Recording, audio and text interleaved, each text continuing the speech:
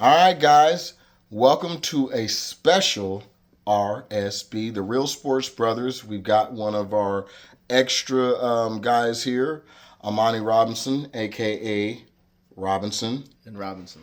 All right. So Monty, as you know, goes to college. He's got a lot going on. He's trying to get out of my pocket. He's got a job.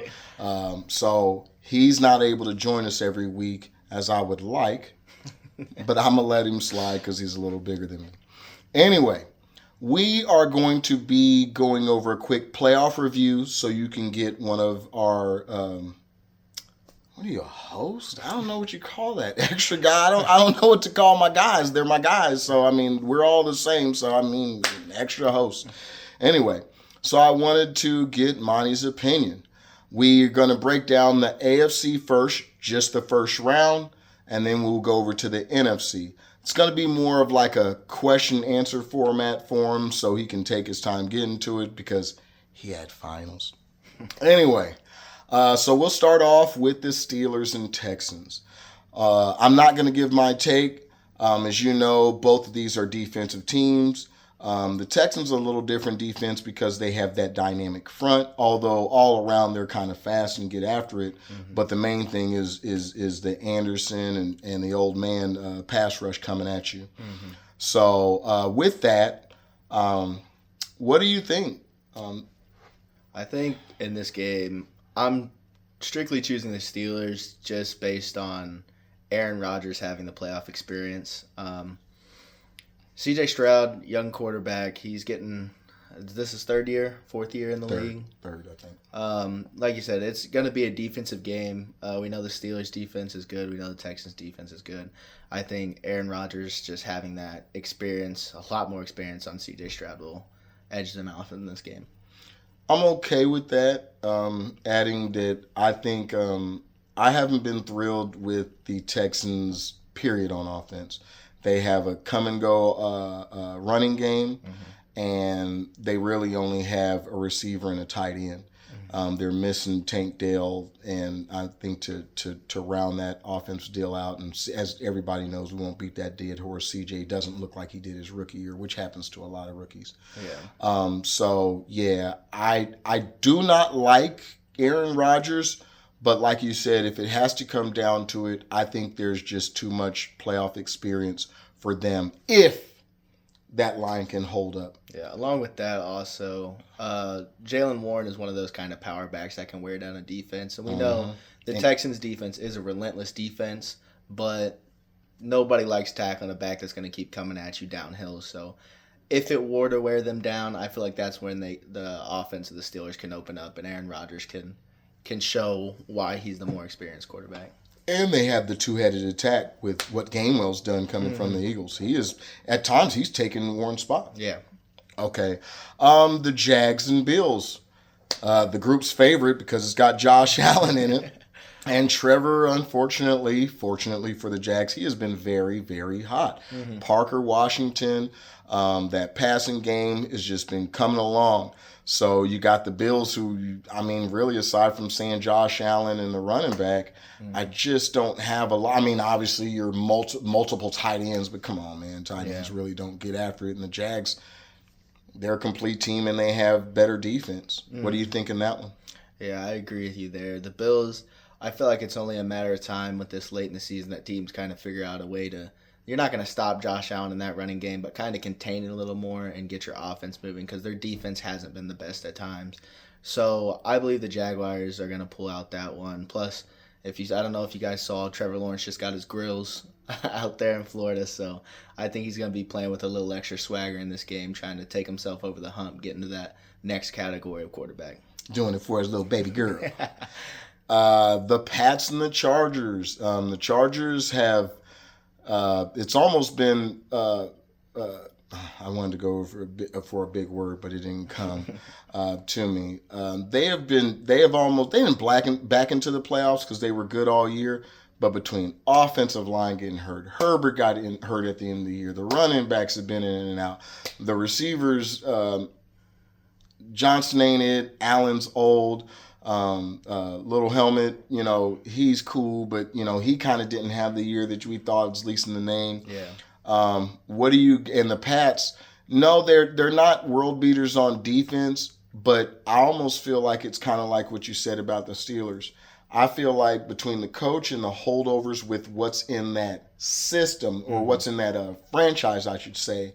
Yes, Drake May is young and all that, but you got some vets out there. Stephon Diggs, with what he's got going on, the media probably is going to be hungry. So, what do you got as far as the Pats Chargers? Yeah, this game, when I look at it, the teams are two similar teams. I think the quarterback play is similar at times. But I just believe I believe in Mike Vrabel. I think a lot of people felt like he was wrongly fired by the Titans. I know I did. And I think he's shown that he should have been in the league the whole time. I think just his coaching alone, I'm not taking away from anything that the players do out there, but sometimes when you have a coach like that and you believe that can really motivate these guys, you've heard all season that he's out there practicing with the players and running through drills and stuff like that. I think he's just going to instill that belief, and like you said, they have vets like Diggs and that stuff going on with him, so he's going to come out hungry. I just think the Pats have the superior all-around team to take the edge on him. Plus, like you said, the Chargers have been banged up all year, so unless Justin Herbert comes out there looking like a world beater, I think just the consistency of the Patriots and just that culture will bring them over the hump there. I agree. We're going to move on over to the NFC. We have got two hot teams. One is a legitimate team who's, once again, like we talked about, has some playoff lineage. And the other Panthers are new. You got another big-headed guy out there who loves to have fun. I love his smile.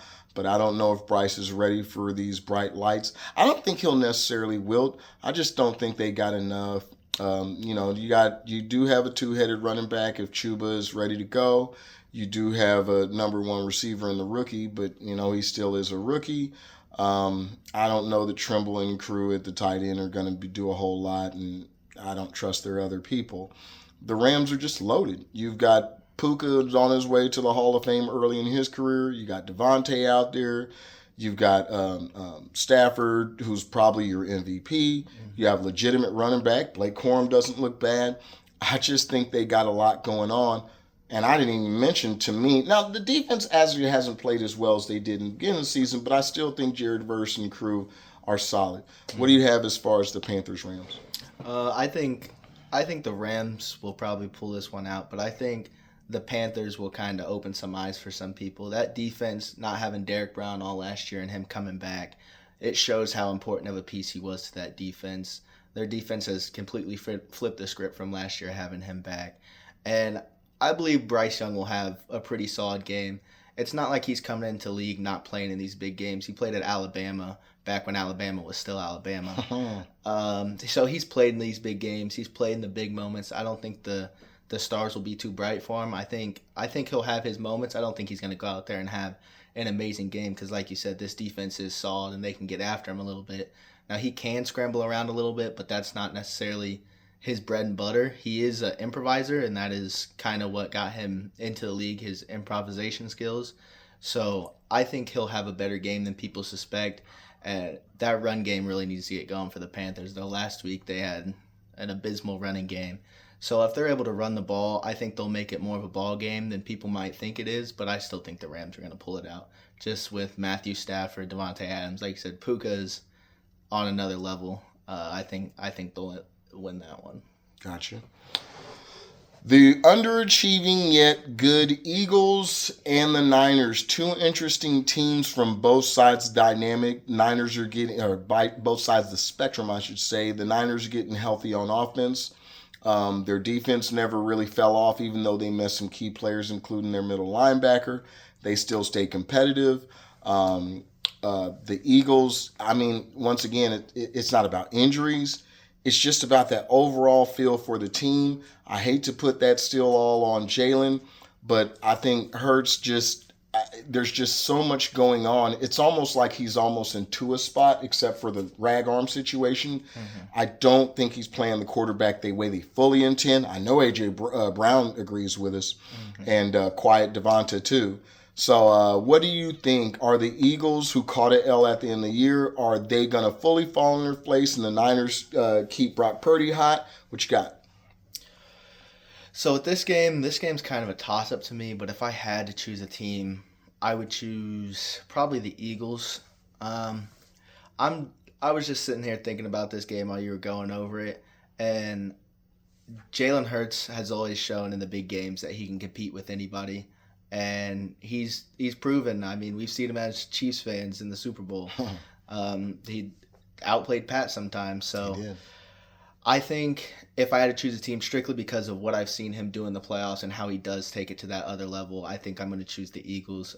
Brock Purdy has been scorching over the past few weeks. Just a few weeks ago, throwing 5 touchdowns in a game with 0 interceptions. So I think if the 49ers stay hot, I think they have a chance. But just what we've seen from Jalen Hurts in the playoffs, I think if he's able to reach that level again, that they'll pull it out. Okay. And last but not least, the Bears and the Packers. We've kind of been seeing this matchup coming for the last 2 weeks. Caleb finally, I think they were on a 5-6 game win streak before they finally lost that last game. The Packers held out Jordan Love just for precautions. And, of course, aside from missing Micah, and I still laugh at Gary on the other side doing crossovers and stuff. And I don't think that dude had a sack for the last 7 games. So that was pretty funny. Yeah. Watching Rashard Gary, watching him act a fool out there and get nothing done. Yeah. The Bears are they're trying to spark that old 06 turnover team because it's not like they have a great pass rush. It's not anything like that. They just force turnovers, and the offense is nice. So with that, do you think this is a coming out party for Caleb or Mr. Underachieving for me? Jordan Love puts it all together with Josh Jacobs and they pull this game out. This one is another tough game for me. These are both teams that I like the players on their teams.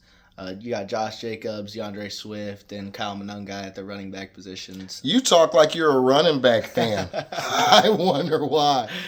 Yeah, all those guys, they're each kind of different in a way, but they're all very similar. Monungai and Josh Jacobs are more of like your power back, and Swift can kind of do it all. And I like the quarterbacks too. I like Caleb Williams. They got weapons out there out wide, especially the Bears. They got a lot of weapons. And Jordan Love, he's got a lot of speed on the outside, not as much consistency There you at go. the weapons. I do hope to see Reed, Jalen Reed. I believe that's his first name. Yeah, but he was hurt for most of the season. He just came back a few weeks ago, and they work him in the pass game and a little bit in the run game. He was kind of their most consistent season, ending the year off last year before he got hurt early this year. And I want to see him kind of mold back into that, what he was finishing up last year. I think just because the two-headed monster, I think I'm going to have to choose the Bears. Josh Jacobs, we've seen what he can do when he was previously on the Raiders and what he's done over the past few seasons with the Packers. He can completely take over games. He's had some really huge games. But I think when you have to stop 2 running backs and you have all those weapons on the outside. Don't forget Caleb Curran. Yeah, and Caleb Curran. I think they're just going to overwhelm the Packers, and they don't have as consistent as an offense to keep putting up points like the Bears can. And I think they will in this game. All right. Well, I appreciate you joining in. We've covered the first round of the playoffs for Amani. As I was talking, I kind of gave up a few of mine, but you guys won't remember because I won't remember. So I appreciate the time. You got anything else for us? Or I got him here live. When can you probably join us again in the R.S.B? Technically this is our show. Once I get this schedule out for work, then I'll have a more consistent schedule. I already got my class schedule, so once I get this work schedule figured out, then I'll have it all ironed out, and I can give you a more set date. All right, we're going to hold him to that. So with that, this has been the R.S.B, a.k.a. Robinson. And Robinson. We'll see you guys in a couple days. Holla.